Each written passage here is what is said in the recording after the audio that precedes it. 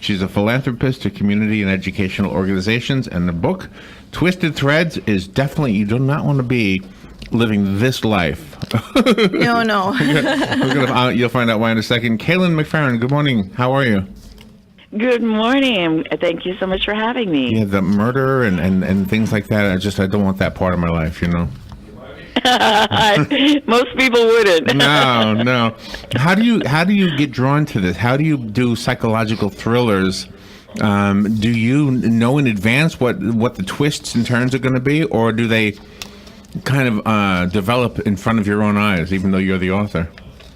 It's very interesting when you have kind of corrupt characters and you put them together in a story. They kind of guide you, and they. When I first started writing, I kind of had an idea generally of what the story was going to be about, but then I let my characters take over, and they really took it for a wild ride this time. Do you know, if you've ever done something that you didn't want to be caught at, you will rehearse lying.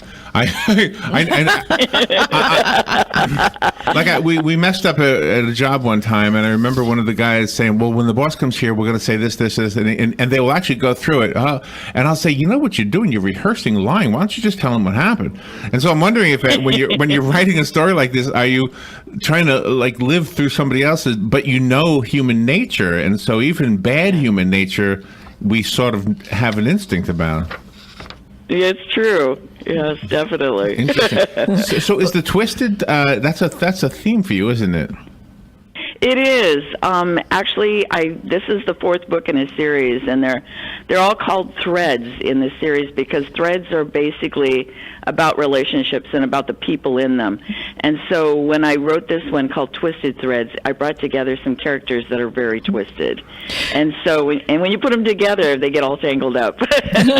And you cross the cultures. I mean, that is really an amazing thing to do also, without putting one culture down. They're all on equal footing.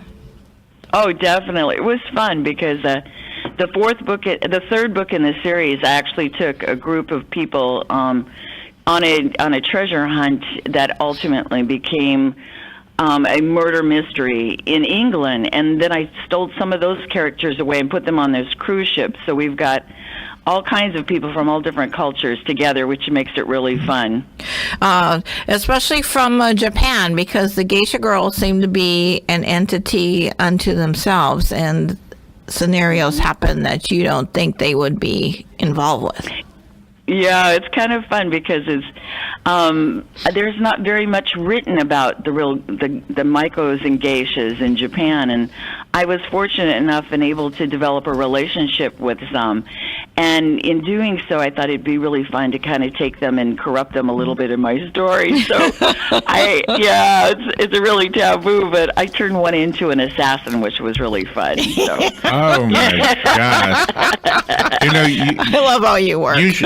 When we speak to authors, I like to put the cover of the book on the podcast, and I like to put the author's picture. Yeah. The photo I found of you.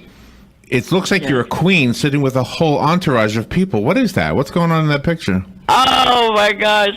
Okay, well, every year we do a crazy family photo, and we've been doing it for about 30 years now, and it's kind of a theme. All my kids get together and they make a decision on what they want to do, and we've done everything from Star Trek to gangs and all kinds of things. And this year they want to do Game of Thrones, so it's Game of Thrones. Oh, okay. Wow. And are you the lady in the throne on this picture? Yeah, of course. I'm the queen bee.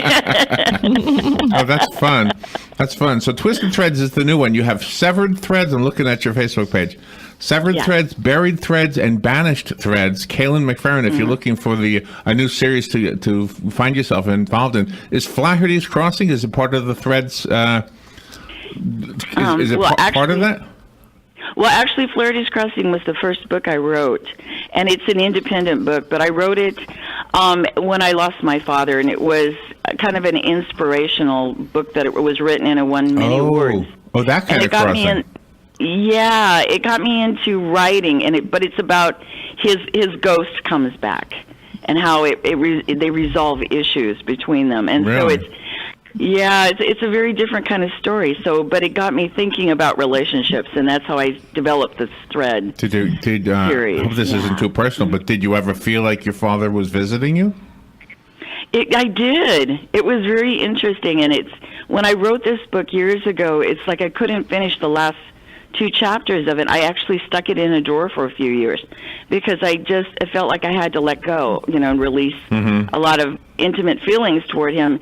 And it ended up that my oldest daughter, who is also a writer, talked me into bringing it back out and finishing it up. And when I did, it got me into the writing mode again. You talk about honor. I mean, you have different characters in there, but there is one about honor, and it seems like that's being lost today. People say it's me, me, me, and if they make promises to do something, and if they break them, they won't even tell the person they're breaking them, and it doesn't bother them anymore.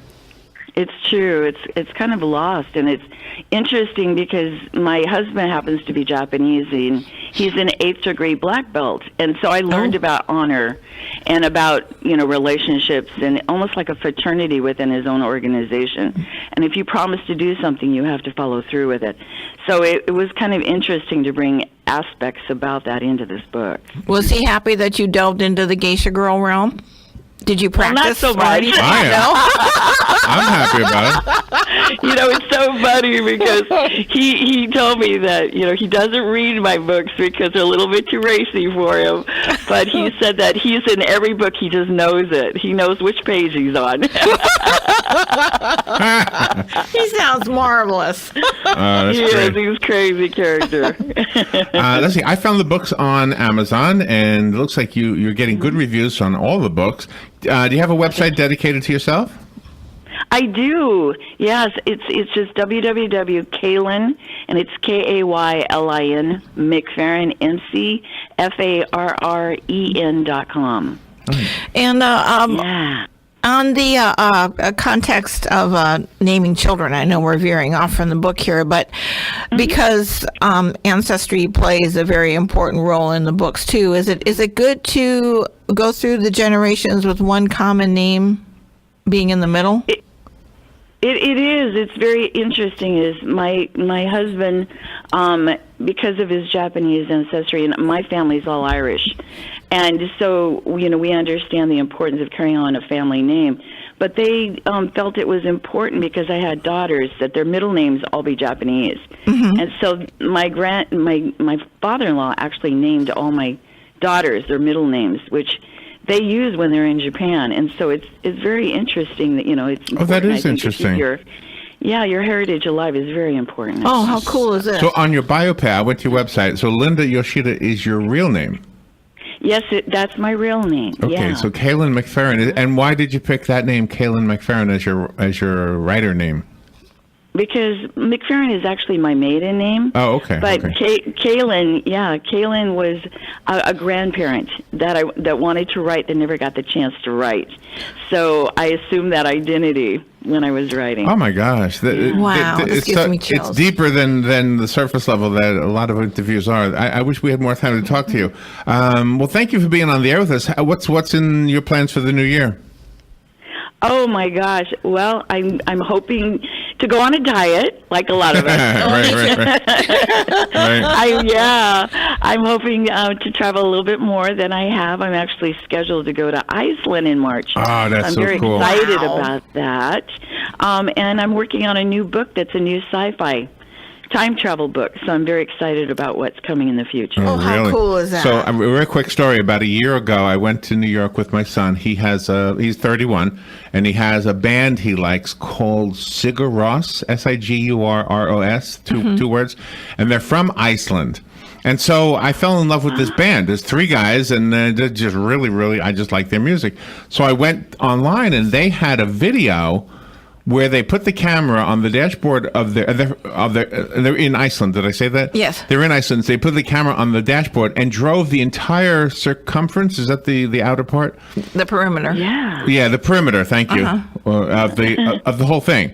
So it was a very boring video, but I got to see the whole. I got to see Iceland, the interstate in Iceland, whatever it was.